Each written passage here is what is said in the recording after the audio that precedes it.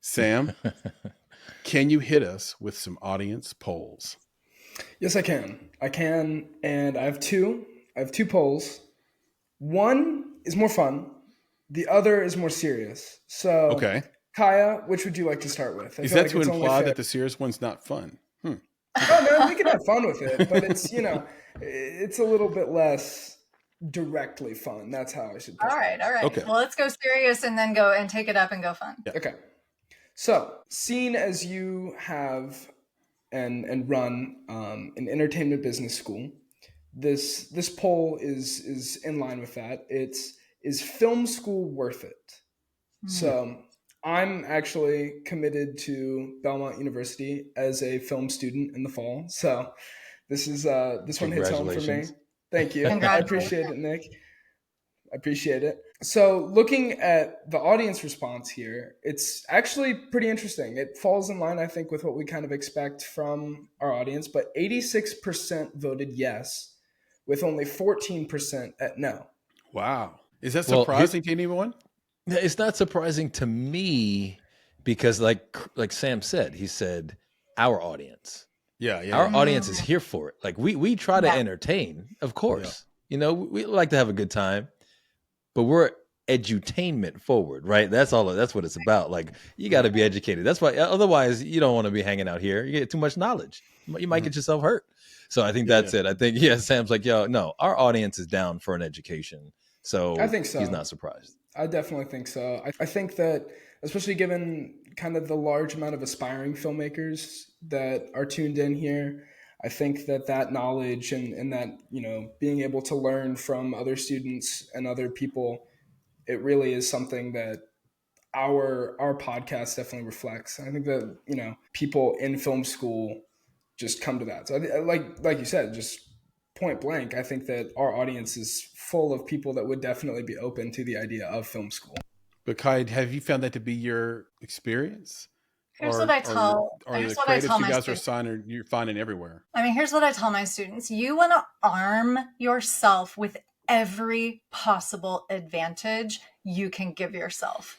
So if you can go to film school, great. Especially if you get into one of the top 5, it's really going to help you, right?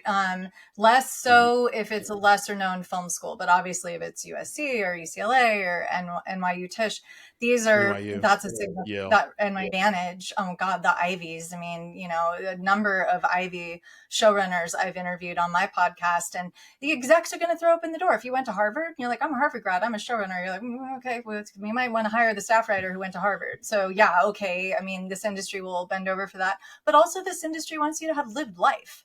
So if you've Hmm. had anything from like, gosh, I have a student who has been in the intelligence community who's retiring. You go from a storied career in the CIA for 20 years and want to come tell your stories in Hollywood. Like, we need you.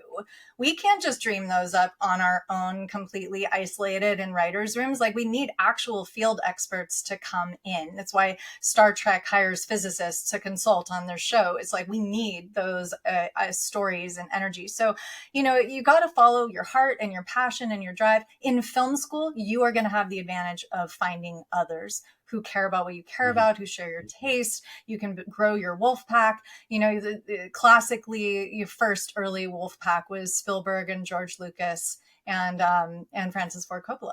They met in film school. They're at USC. They're become buddies and they come up together and they're constantly picking up the phone and calling each other as they're growing their projects. And if you haven't read Mike Medavoy's book, You're Only as Good as Your Next One, that is a great primer on the history of the film business and how they came up together. Because you don't often think of those guys as pals, but they're like best friends. So you could be, the George Lucas to the Steven Spielberg of like picking up the phone, going, "Here's what's going wrong on my set. What do you think?" And you need those Hmm. people that you can call who speak your language. Because you go to film school, you're going to learn that language. You're going to get to try all the different roles. You might discover, oh man, I thought I would love, directing, but it turns out I really love script supervising. I'm going that way. And then you can find your place. I think that's great. And for me, my regret of not going to film school yet is just the confidence it gives you in terms of, at the very least, you know all the lingo. At the very least, you know what every person's job is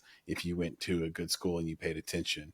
Now you're going to know that, you're going to learn that from set, but you have to learn that. And again, as Kaya put it earlier and mentioned earlier, you have to have the courage to ask those questions once you're on set without being in That's right. someone's way and without slowing them down. It's so, from my perspective, I would say I got to do that because I was in charge of the set, right? It was my set.